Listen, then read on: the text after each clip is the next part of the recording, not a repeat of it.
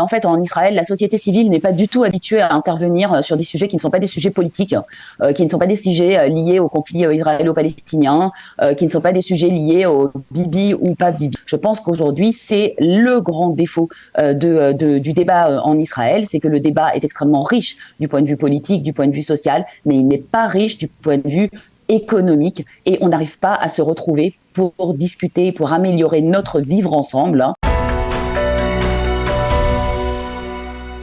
Nous avons le plaisir d'être en ligne avec Yael Ifra. Yael, bonjour, Boker Tov. Boker Tov. Alors je rappelle que vous avez été jusqu'à il y a quelques semaines, on va dire encore, conseillère parlementaire de la 24e Knesset, mais qu'aujourd'hui, eh bien, vous êtes ce qui vous caractérise d'une certaine manière, experte en économie, en consommation, et nous voulions parler avec vous justement de cette vague de hausse des prix dont nous avons écopé depuis le début de l'année civile, depuis le 1er janvier, c'est-à-dire depuis dimanche, avec donc d'abord l'augmentation des tarifs de l'électricité, de l'eau, des taxes municipales, d'autres produits alimentaires, et puis aussi ce coup de massue supplémentaire avec l'augmentation des taux d'intérêt directeurs de la Banque d'Israël qui a un impact direct sur le remboursement des prêts hypothécaires.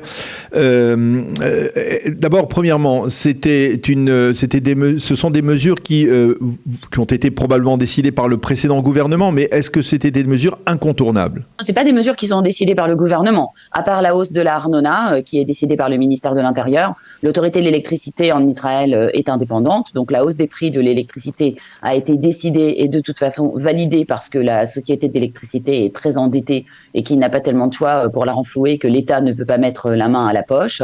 Et quant au prix de l'eau, il est dérivé directement du prix de l'électricité, puisqu'en Israël, la plus grande partie de l'eau que consomment les citoyens est issue de la désalinisation, et que les usines de désalinisation consomment des quantités astronomiques d'électricité. Donc c'est comme ça que ça s'est passé. Il ne s'agit pas de décision gouvernementale, il s'agit tout simplement de décisions d'autorités qui n'ont pas d'autre choix que de faire payer le public pour à peu près tous les problèmes et toutes les conséquences ou des crises internationales ou de la politique qui est menée à l'intérieur du pays. Alors je voudrais une précision justement concernant l'électricité, parce que j'entendais le directeur général de la compagnie nationale d'électricité interviewé par nos confrères de Cannes, de la chaîne publique.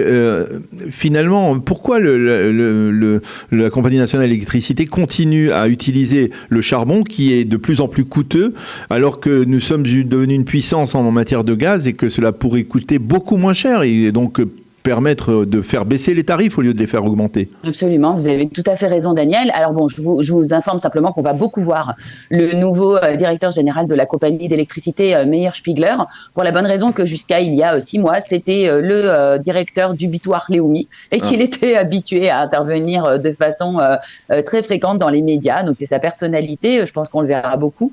Ce qui se passe, c'est que tout simplement, le monopole de la société d'électricité est une catastrophe totale. C'est l'exemple type de la société pléthorique, avec trop de salariés, peu productifs, un syndicat surpuissant, des salaires trop élevés, et donc une dette qui s'est accumulée au cours des années. Lors de la réforme de l'électricité qui a été menée par Moshe Kahlon en 2017, qui visait à privatiser une partie du marché de production, la compagnie d'électricité s'est engagée à vendre un certain nombre de centrales au secteur privé afin de créer de la concurrence, donc ce qui a été fait en partie. Mais avant de vendre les centrales, elles devaient être converties au gaz naturel. Donc ce convertissement des centrales, c'est ça qui a pris un retard terrible.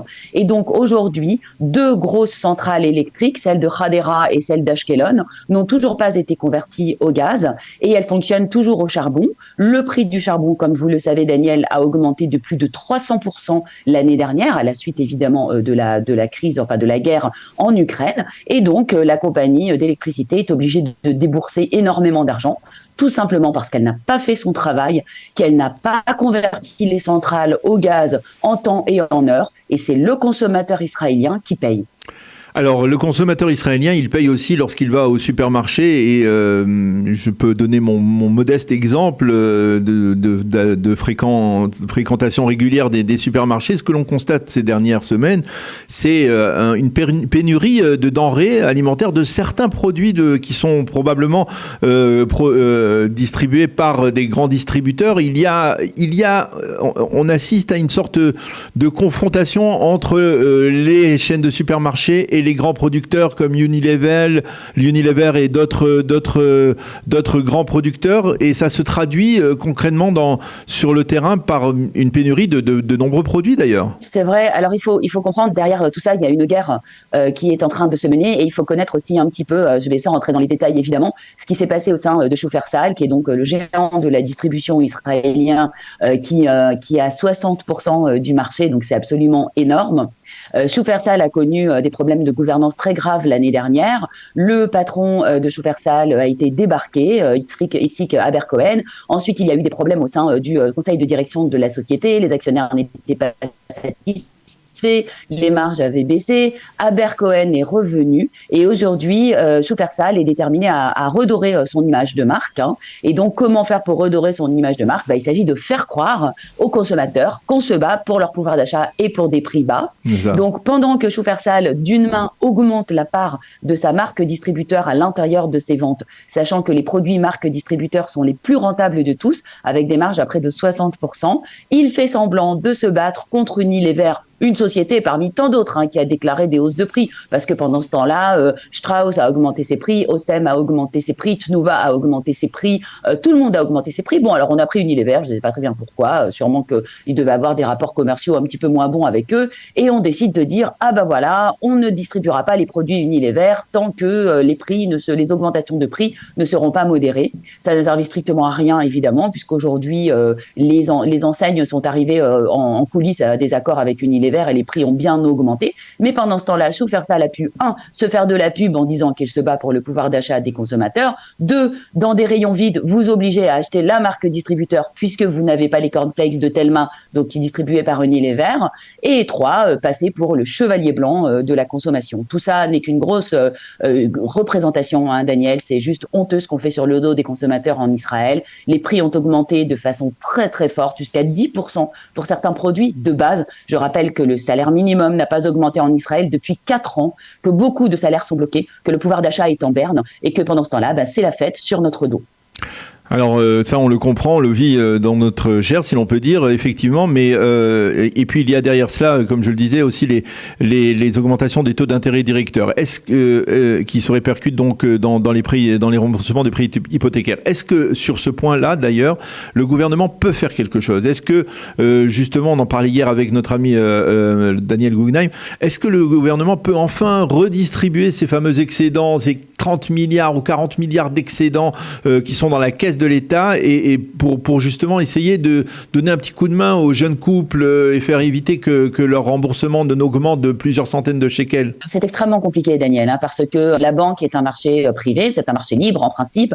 Les banques sont censées proposer des taux d'intérêt attractifs aux consommateurs. Le problème, c'est que le marché bancaire, lui aussi, est un marché de duopole, avec 2 grosses banques, la Leumi et la Poalim, qui règnent dessus. Le gouverneur de la Banque d'Israël n'a pas tellement d'autre choix au vu de l'inflation que d'augmenter le taux, même si je pense que la dernière augmentation était trop forte. On aurait pu se contenter d'un quart de point. Le demi-point est un petit peu en trop, sachant que déjà les prix immobiliers donc sont très chers en Israël. On part pas comme en Europe de taux très très bas, et quand on augmente, ça se répercute de façon modérée. Les banques n'absorbent strictement rien. Elles répercutent tout sur les jeunes ménages. L'immobilier est à un prix astronomique en Israël qui n'est pas du tout justifié en raison d'une politique catastrophique du gouvernement. La Banque d'Israël voit que toutes ces augmentations de prix dont on a parlé avant, l'eau, l'électricité, etc., ont un effet inflationniste.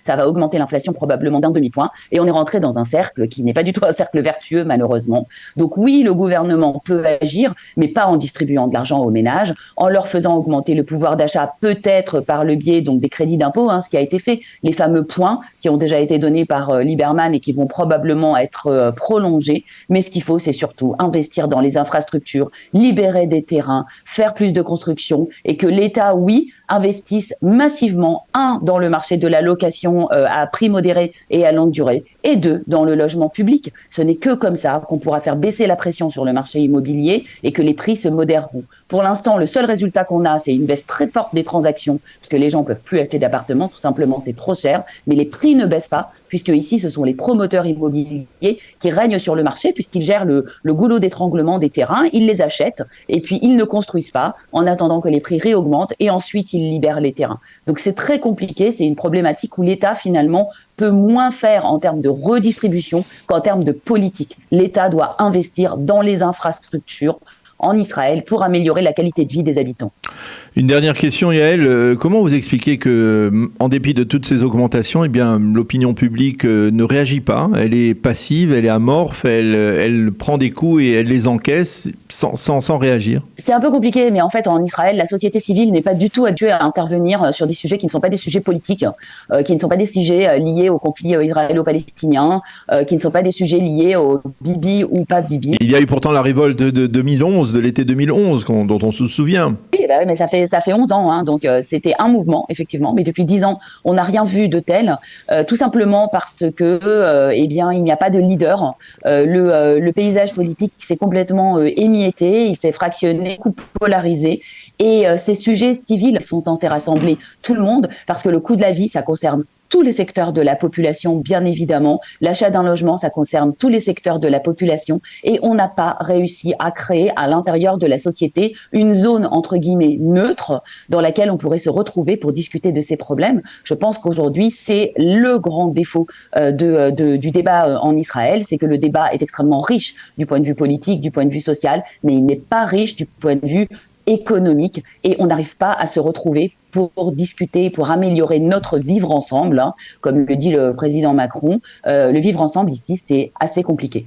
Eh bien, Yael Ifra, merci beaucoup de nous avoir si clairement expliqué tous ces développements hein, dans le monde de la consommation en particulier, avec ces augmentations des prix dans différents secteurs. Merci beaucoup d'avoir été avec nous ce matin. Bonne journée, à bientôt. Merci Daniel et bonne journée.